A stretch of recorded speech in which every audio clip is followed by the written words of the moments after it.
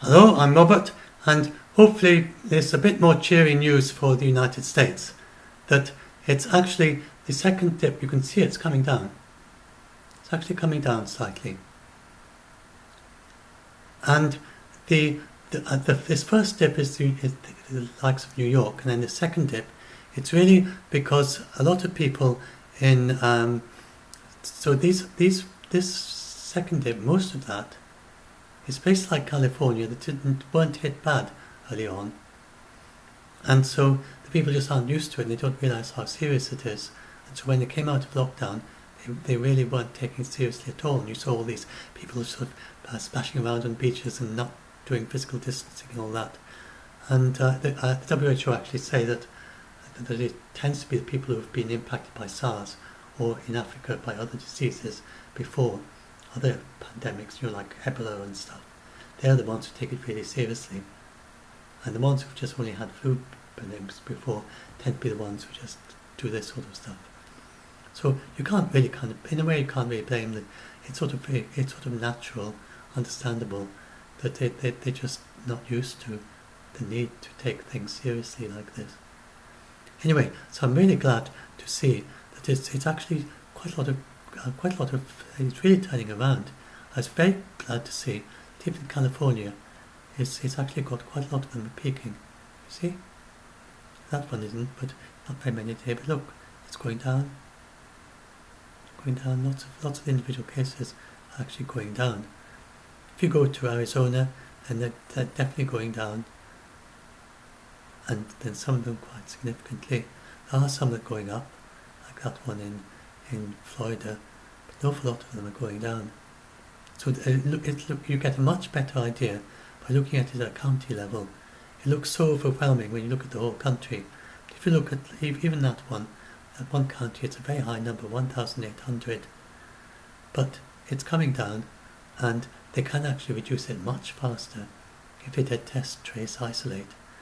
With test, trace, isolate, then with Maricopa County in Arizona, if they did it right, and if the people did the physical distancing, that could be halving every 2 weeks.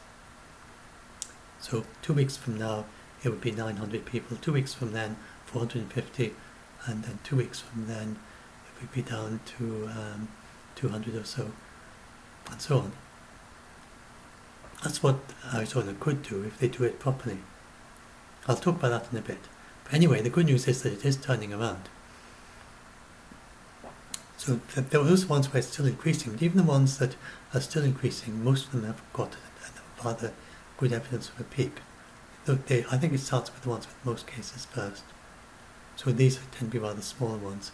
It tends to be these ones that are maybe not taking it quite seriously enough yet, because they've got so few cases. Or it may be super spreader events when you get to very small ones. Then these that they say, although they say they're mostly the same. Look, Florida, very pleased to see Florida, which is one of the really big ones just a couple of weeks ago. It's been coming down for the entire last 2 weeks. And then we go and look at Arizona, which I'm going to focus on because it's quite a good example of it doing well. As regards the Sunbelt ones anyway. Then look how it's come down, and it's been going down all the way since the beginning of July. And in Texas, very glad to see that's now been going down for well over 2 weeks. So don't worry about the deaths. The deaths are very much delayed. The deaths are going to come down. But if you look at the total deaths, I think it does have a total deaths thing.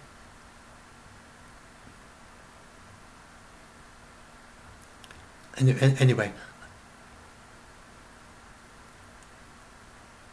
yes, here we are. Total deaths. It is rising, sadly.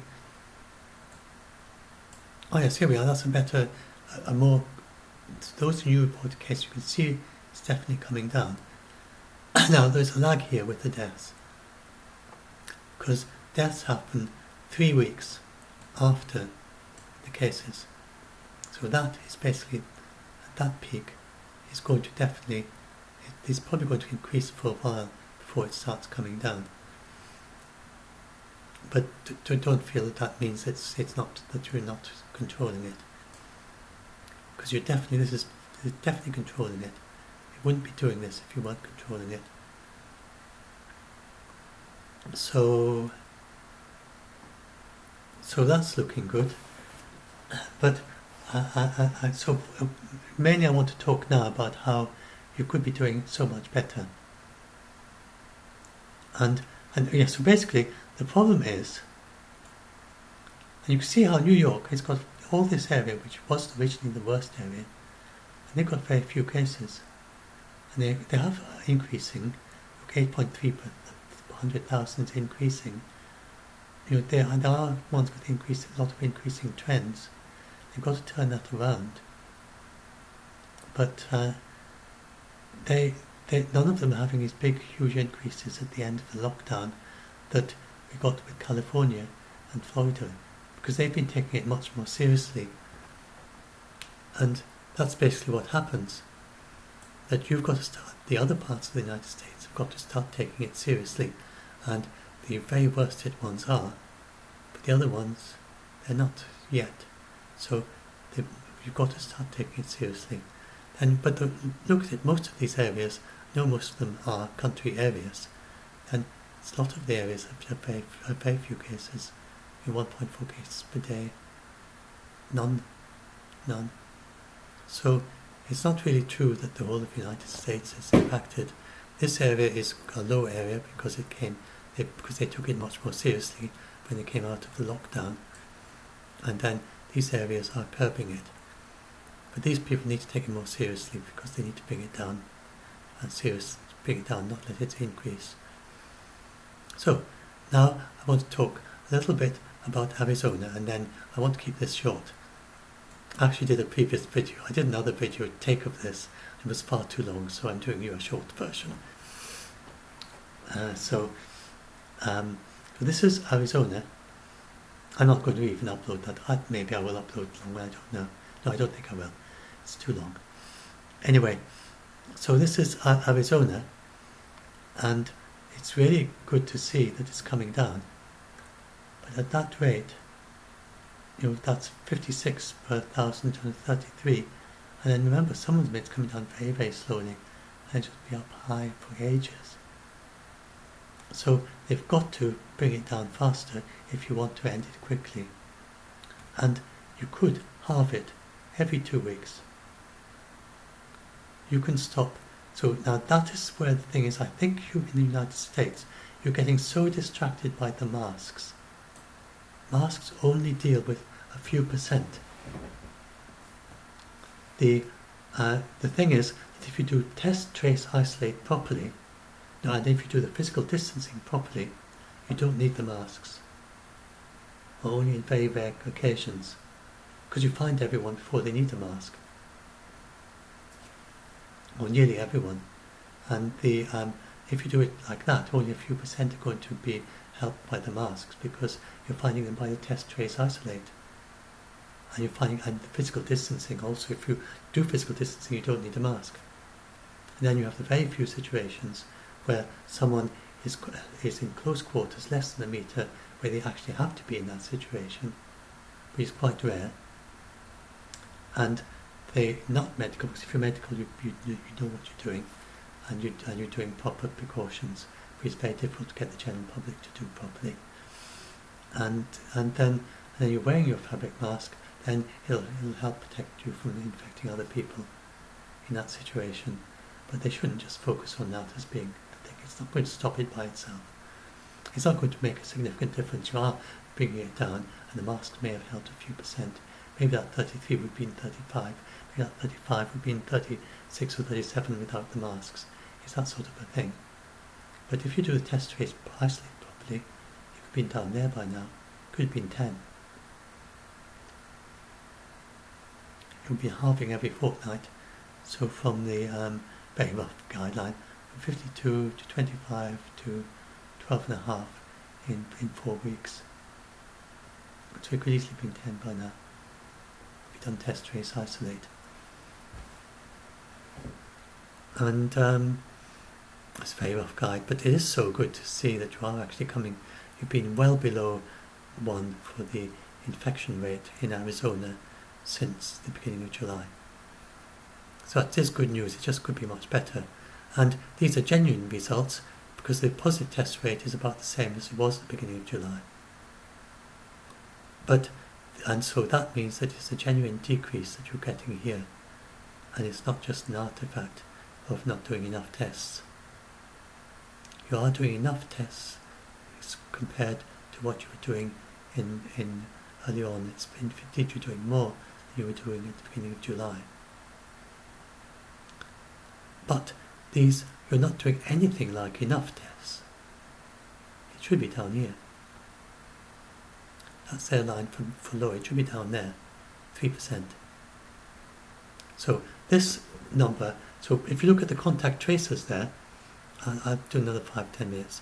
If you look at the contact tracers there, the positive test rate I'm looking at here, sorry, then this means that Arizona is focusing most of its tests on places where it is spreading lots of people have it. And most of the people who've got flu-like symptoms have got COVID-19. And most of the people are feeling a bit unwell. 22%, 1 in 5 of the people they test who are feeling a bit unwell and flu-like symptoms, a bit of a fever, then they've got COVID-19. So this means that they're only testing in the very worst outbreak areas. And this means that if you get a super spreader event that is not in the place where you're testing, then you might easily miss it until it's become quite a bit of an outbreak. So it is very important to increase the test rate. So Arizona is not doing enough. And so Trump says, we're doing more tests than everyone else. You're a huge country, you've got 300 million people. You should be doing a lot more tests. A country would say 30 million people or whatever. And you've got to look at a state-by-state level. And so some states are doing enough tests. I think there's only one state that's doing enough.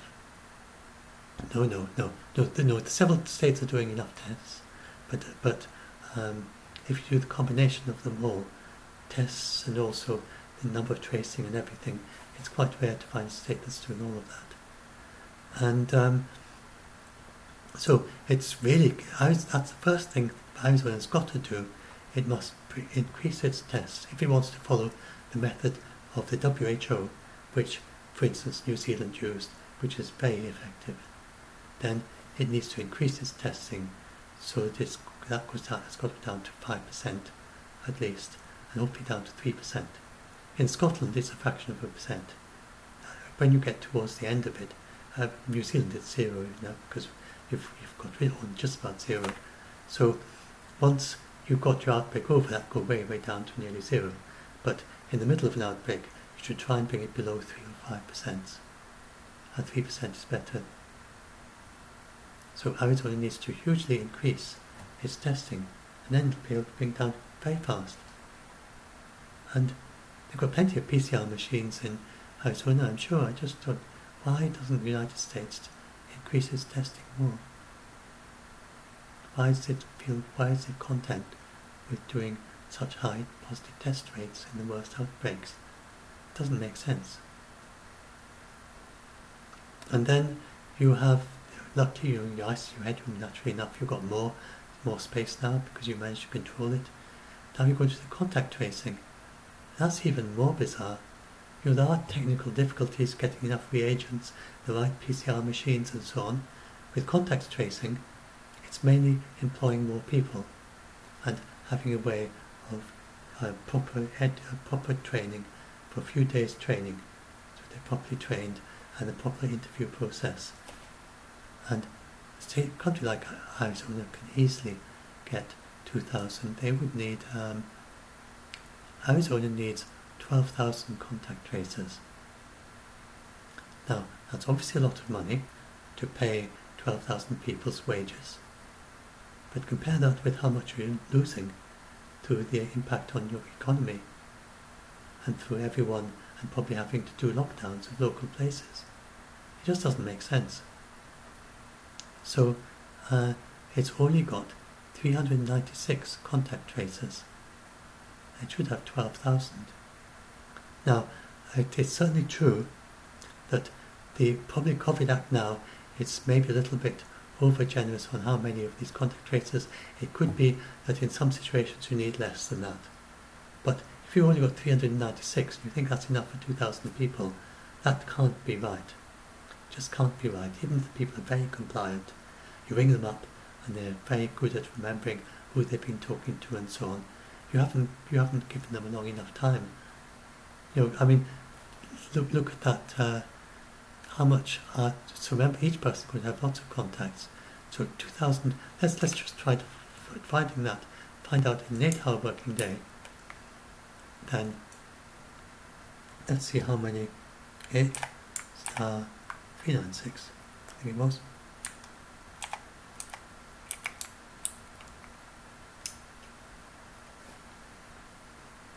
And they're giving 8.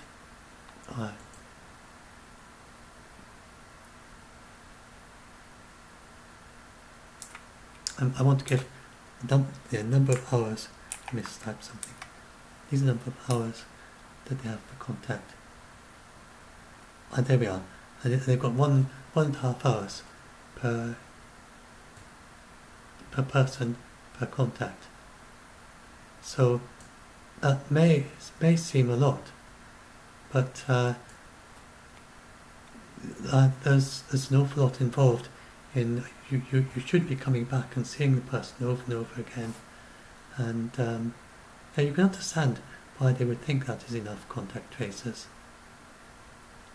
That you say, oh, each person is spending 1.5 hours with each person, but remember that each person is going to, and let's divide by the typical number of contacts, then you get a better idea. So you've got 1.24 hours,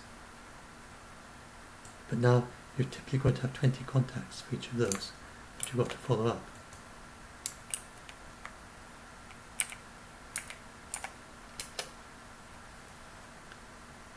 If you're doing it properly.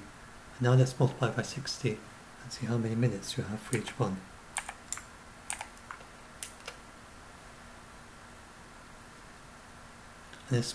So if they did feel that they've got enough, they're only spending 3 minutes per contact. That's not very long. And during that, and then you've got, and that's only 3 minutes for the original person they're talking to, and obviously you've got to talk longer than that.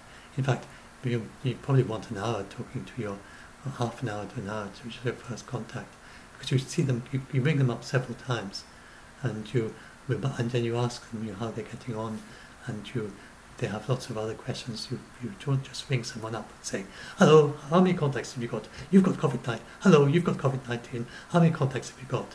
It's not like that. This person could have a bit of a shock because you ring them up and tell them they've got COVID-19. You have lots of questions they're asking. You're going to try to get them on to the right people.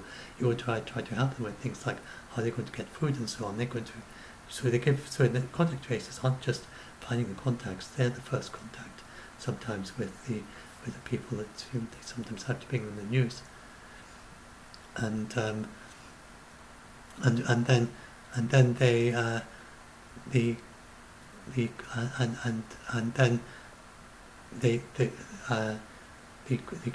the contact tracers are, but at least that was what they said in the John Hopkins course, and unless I've got that wrong. But anyway, you can see. I'm talking too much. I should have researched that first. But anyway, hopefully I've got to stop soon. I tend to talk too much. But hopefully that gets you an idea. They're just not finding enough. They're not spending enough time tracing the contacts, and they're not testing enough people. And this has been shown that if you can get enough contacts, if you can trace enough of the contacts properly, and of course, I mean, they're human beings. You have to spend quite a bit of time talking to each one. They're not like computers, and you need to explain things. You need to ask questions. When you're talking to the original person, you have to spend quite a bit of time trying to jog their memory, and ask them, who were you talking to earlier today? What about yesterday, and so on, and try to find the proper contacts. So what may be happening in some of these cases is that that the contact tracers are not doing a proper job. They're just saying, hello, you've got COVID-19. How many? Can you tell me, who you've been in contact with? The person's quite a bit of a shock and saying, I don't think I've been in contact with anyone.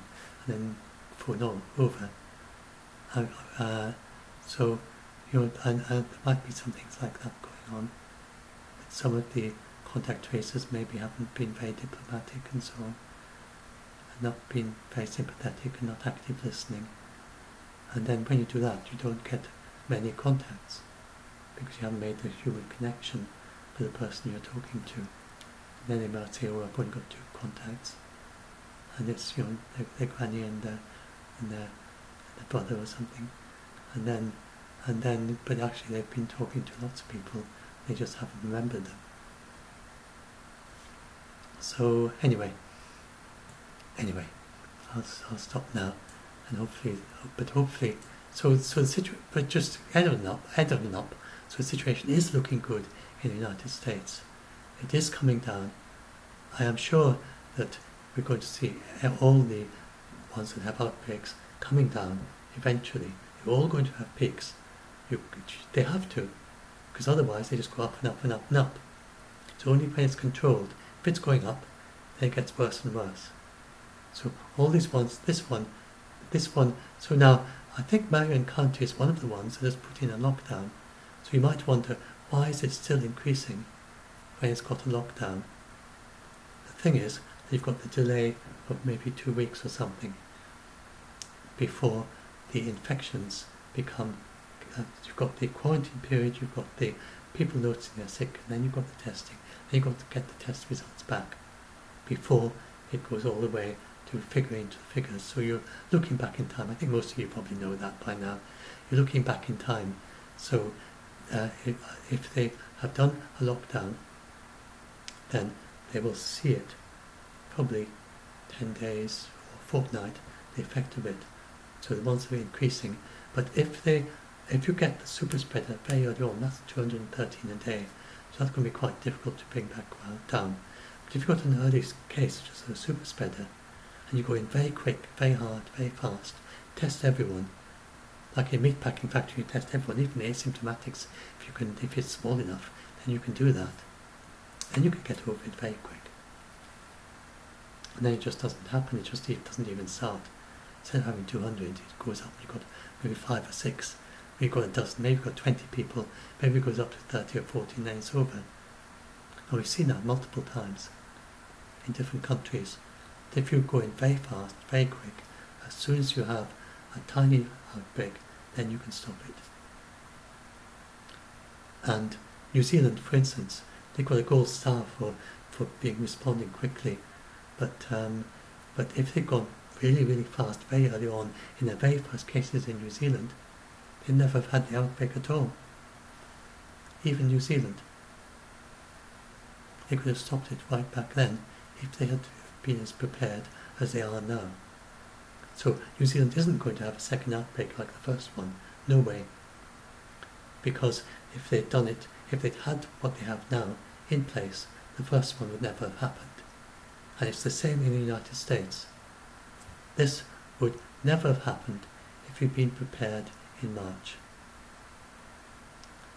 If you'd been as prepared as you are now in March, if you could take the current capabilities of the United States, which is, as I said, Arizona has 396 contact tracers, right? And it should have 12,000. But if Arizona had had that 396 contact tracers in March, and if Arizona had had the testing capacity it has now in March, it would never have got anywhere near where it is now. If we just had a little outbreak of a few hundred, it would be over. Same with New York. If New York had ramped up very quickly in March, or even better in February, this would never have happened. So it is very, very important to realise that. And in the United States, there's all this big blame game, which is confusing the heck out of the people in the United States, because they're just focusing all the attention on China and the WHO, saying it's all their fault, it's all because of China, it's all because of WHO. The flip side of that, if you say it's all because of the WHO, then you're telling yourself it was inevitable, and this just had to happen, and there's nothing you could do to stop it. And then that leads you to the despairing mode, that if there was nothing you could do to stop it in March, because it's all the fault of China and the WHO, that means there's nothing you can do to stop it now. That's absolutely not true. The WHO warned the rest of the world in January, 23rd of January.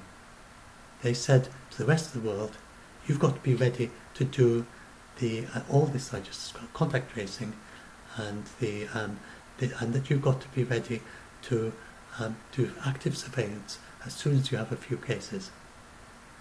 So, if the United States, and you've got to ramp up on your testing. The WHO warned that, 23rd of January, they already warned that. Then 25th of February was when the big report came out, and they had a very, very thorough study which gave that the same warning again, basically, much more emphatically. And if the United States had listened back then, none of this would have happened in the United States. Same for every other country. If New Zealand had listened back then, the New Zealand outbreak would never have happened. If the United Kingdom had listened back then, in March, in January and February, the United Kingdom outbreak would never have happened. It's easy to look back with hindsight, but so we had our first cases coming into the United Kingdom, and we thought, oh, we've got very few. So it wasn't fully appreciated by most people, The WHO, but the WHO had said early on, right away, that we need community testing as soon as you have your first. You can go look up their guidelines, and that's what they said. That as soon as you have your first few cases, and so there's any possibility of community spread, then start testing everyone who's got flu-like symptoms throughout your country. And so that's what we should have been doing. So anyway, so the good news is we have that capability now. So if we can bring it down, way, way down, so even we can bring it down much faster, but whatever rate we're bringing it down, we have that capability now.